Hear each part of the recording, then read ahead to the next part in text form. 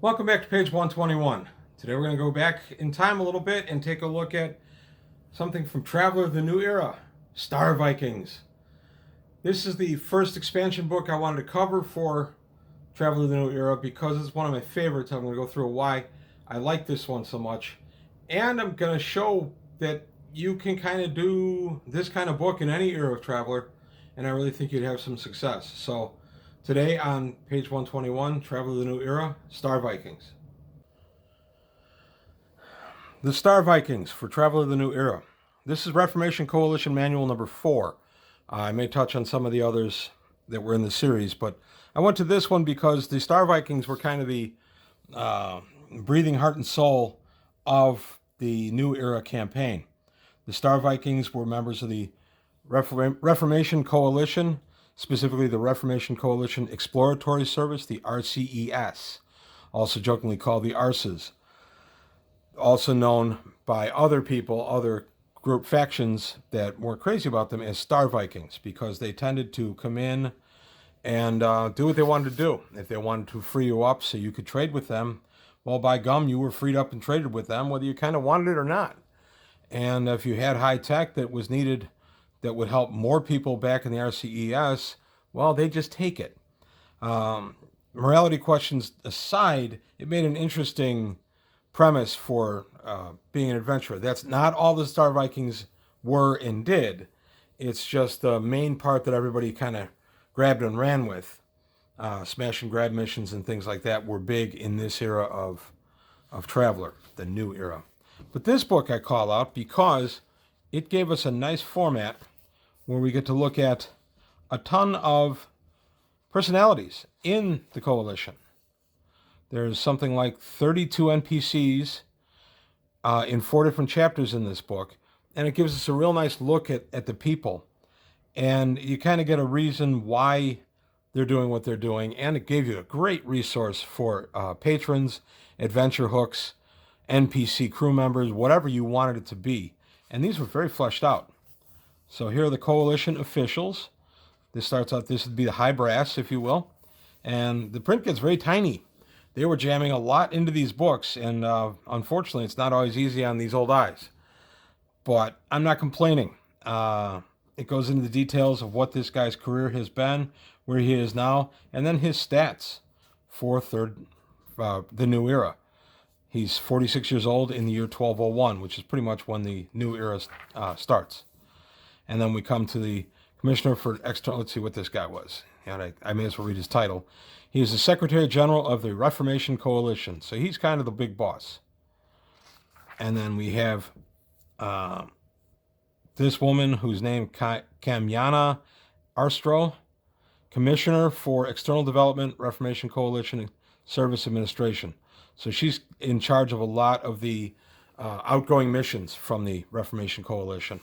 Real quick note on the Reformation Coalition, it's a group of humans that are helped back into Tech Level 12 by hivers.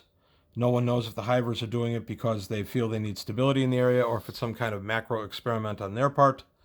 But either way, the humans take the tech and run with it, and then that brings us the new era Star Vikings.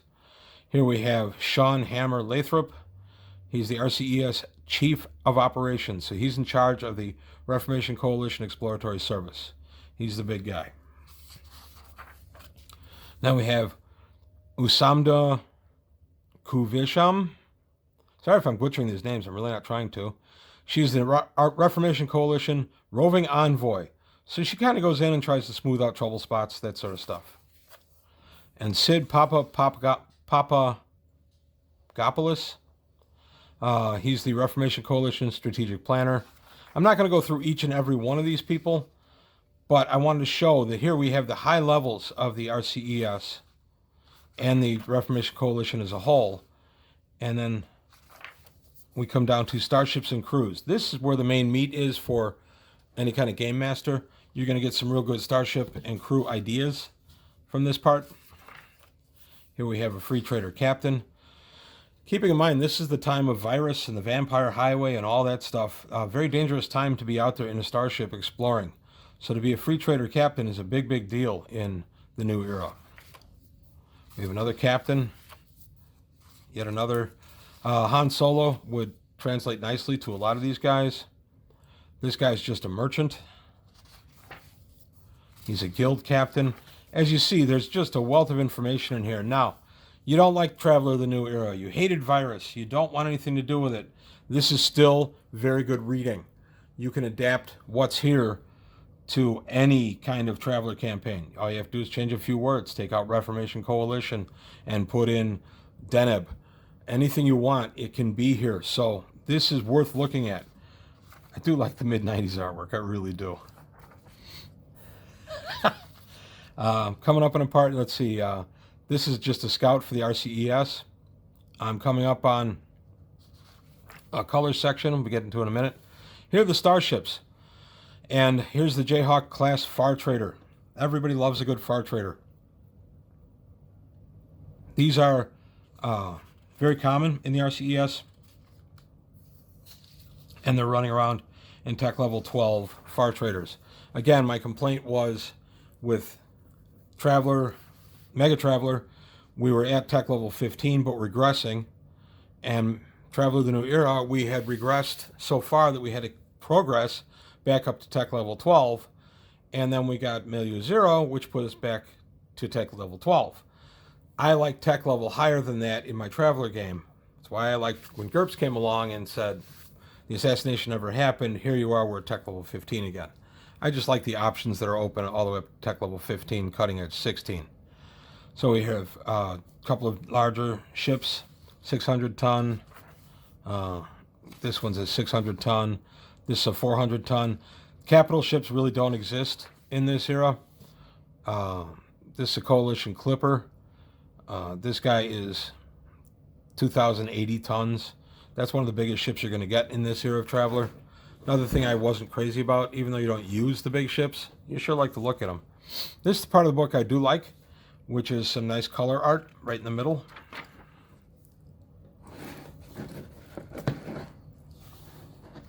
Bring that up. There we go. We can see those two. And then this one. I always like the name of the ship, the Mary Ellen Carter.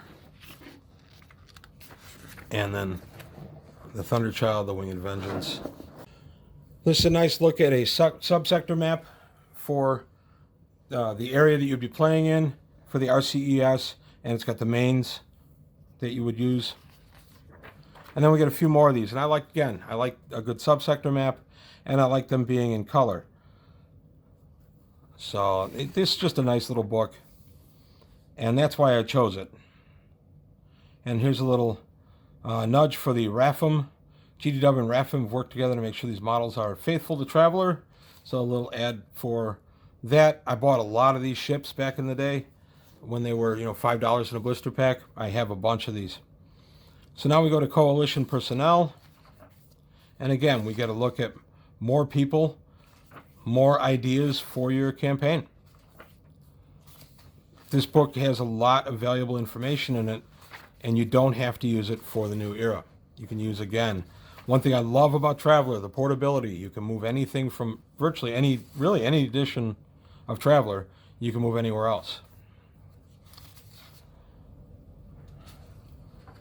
And then we come down to, I like the nickname of Ratzo. Nicknames were a big thing in the RCES books. Everybody was supposed to have some kind of two-syllable nickname, like fighter pilots tended to have. Don't know if that's still a thing or not.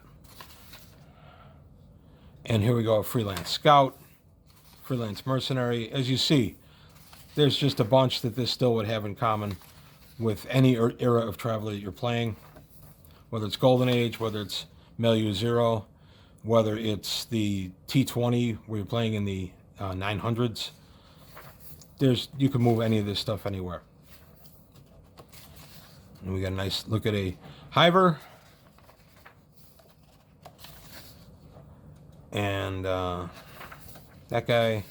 And then some ads for Striker 2, for World Tamer's Handbook, which is actually a pretty good book. I'll feature that sometime. And then Vampire Fleets, the Virus source book. That one's kind of interesting too. I may feature that in the future. So there we go. I bought this in '94 for a whopping $13. So there you go. Traveler of the New Era Star Vikings. It's not just for the new era anymore. You can use these pretty much anytime, any when in Traveler. I like this book. That's why I chose it to go of the first books I'm really going to take a look at for Traveler the New Era.